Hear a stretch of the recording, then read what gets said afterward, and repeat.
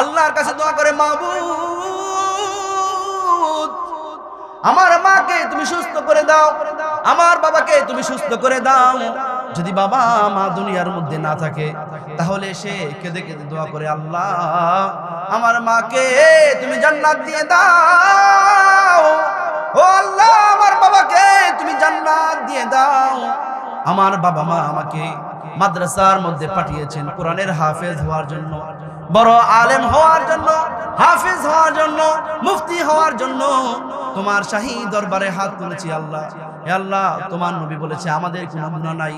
হে আল্লাহ, আমরা তো মাসুম বাচ্চা, শীতের মধ্যে কনকনে ঠান্ডা পানি দিয়ে ওযু করে তারপর আল্লাহর দরবারে যখন দুই হাত তুলে দোয়া করে, আল্লাহ রাব্বুল আলামিন আরশে আজিমের মধ্যে খুশি হয়ে যান। কথা কোন ঠিক কিনা? হযরত জিবরাইল আলাইহিস সালাতু ওয়াস সালাম রাসূলুল্লাহ সাল্লাল্লাহু আলাইহি ওয়াসাল্লামকে নিয়ে তিনি আসমানের মধ্যে গিয়েছেন। প্রথম আসমানে গিয়েছেন, গিয়ে বলল, ইফতাহিল আবওয়াব, দরজা খুলে দাও। ভিতর থেকে উত্তর প্রশ্ন করলো, মান আনতা? বলল, আনা জিবরাইল। পরে বলল, তোমার সঙ্গে কে আছে? তিনি বললেন, আমার সঙ্গে মুহাম্মাদুর রাসূলুল্লাহ সাল্লাল্লাহু আলাইহি ওয়াসাল্লাম আছে। সঙ্গে সঙ্গে দরজা খুলে দেওয়া হয়েছে।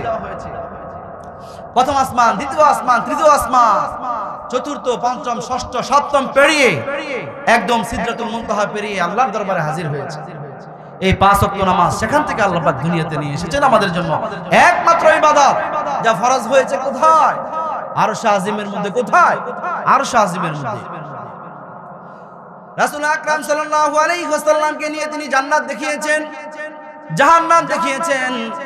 আর জিবরাইল আলাইহিস সালাতু ওয়াস সালাম বলতেছিলেন, ইয়া রাসূলুল্লাহ হাযা বাইতুকা, এটা হলো আপনার জন্য রাজপ্রাসাদ। তার মানে কি? যে নবী সাল্লাল্লাহু আলাইহি ওয়াসাল্লাম তারা আপন সাহাবায়ে কেরামদের সম্পর্কে বলেন, আবু বকর তুমি জান্নাতি, উসমান তুমি জান্নাতি, আলী জান্নাতি, ওমর জান্নাতি, অমুক সাহাবী জান্নাতি, তমুক সাহাবী জান্নাতি। 10 জন সাহাবায়ে কেরামদেরকে তিনি জান্নাতের সার্টিফিকেট দিয়েছে কি দেয় নাই? চিল্লায়ে বলুন, দিয়েছে কি দেন নাই? তাহলে যে নবী তার অনুসারীকে জান্নাতের সার্টিফিকেট দিতে পারে, তাহলে সেই নবী 100% জান্নাতি, ঠিক কি না? আমাদের মুসলমানদের বিশ্বাস, আমাদের মুসলমানদের ঈমান হলো সমস্ত রাসূল এবং সমস্ত নবী তারা সকলে জান্নাতে যাবে। কি বলেন? আল্লাহ পাকের কথা, নবীর কথা এগুলো। রাসূল আকরাম সাল্লাল্লাহু আলাইহি ওয়াসাল্লাম কনফার্ম জান্নাতি। এরপর আল্লাহ রাব্বুল আলামিন বলেন, হে নবী আপনি কোরআন থেকে তেলাওয়াত করুন।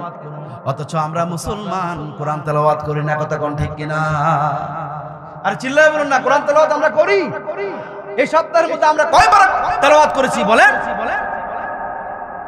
কিন্তু এই নুরানি ক্যাডেট মাদ্রাসার মধ্যে গিয়ে দেখেন, গভীর রজনীতে যখন 4:30 বাজে, তখন কনকনে শীতের মধ্যে বাচ্চাগুলো ওযু করে তারপর তাহাজ্জুদের মধ্যে দাঁড়িয়ে আল্লাহর দরবারে দোয়া করে আর চিৎকার করে করে মা বাবার জন্য দোয়া করে, আল্লাহর কাছে দোয়া করে, মাবুদ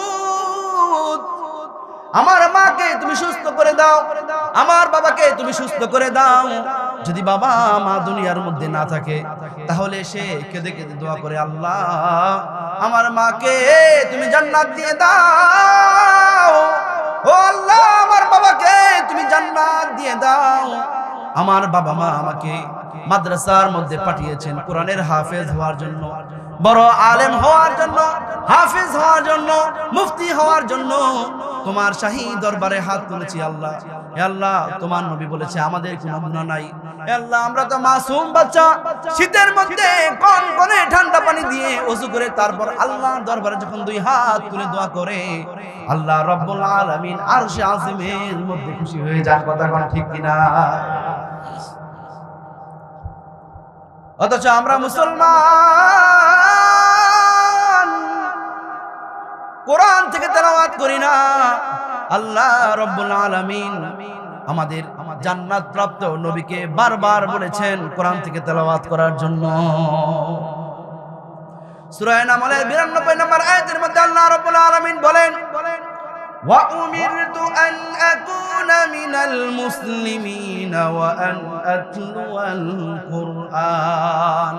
আমাকে আদেশ করা হয়েছে আমি যেন মুসলমান হই, আর আমাকে আদেশ করা হয়েছে আমি যেন কোরআন থেকে তেলাওয়াত করি। সূরা নামলের 92 নম্বর আয়াতের তরজমা আজকে দেখে নিয়েন, মোবাইলের অ্যাপসের মধ্যেও আছে।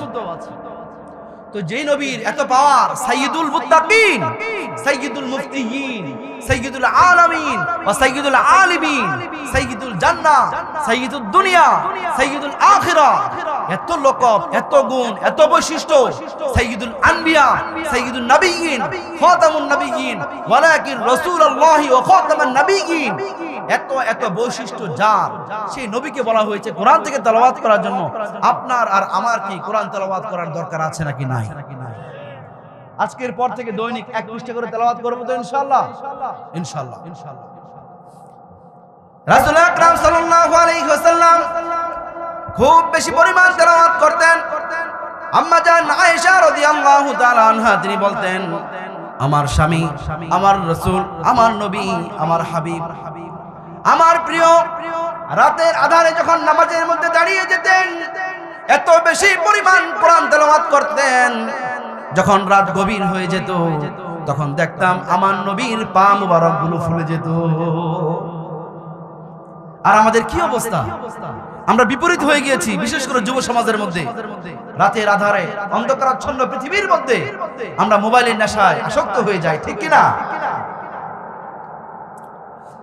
এরপর রাসূল সাল্লাল্লাহু আলাইহি ওয়াসাল্লাম কোরআন তেলাওয়াত করতেন। কুরাইশ লোকেরা এসে ভিড় করত তেলাওয়াত শোনার জন্য। উতবা সাইবা বলল, ও সুফিয়ান, কি অবস্থা দেখো, মুহাম্মাদের কোরআন তেলাওয়াত শোনার জন্য দিন দিন মানুষ গিয়ে সেখানে ভিড় করছে। ওয়ালাকাদ উহিয়া ইলাইকা ওয়া ইলাল